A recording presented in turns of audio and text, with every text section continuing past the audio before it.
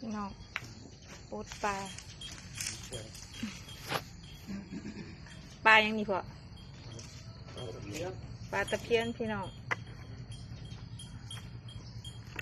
ปลาตะเพียน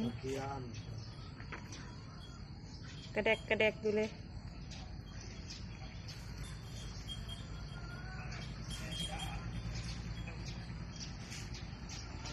ปลาตะเพียนพี่น้อง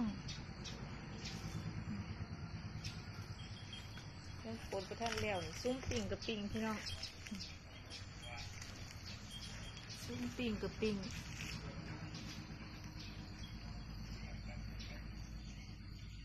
ปิ่งปลาพี่น้อง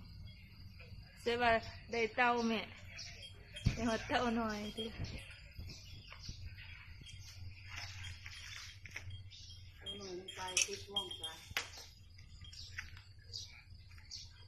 ปลาพี่น้อง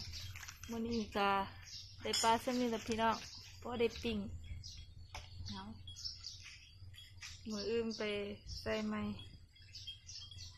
ขอบคุณที่เข้ามารับชมด้วยพี่น้องเด้อนี่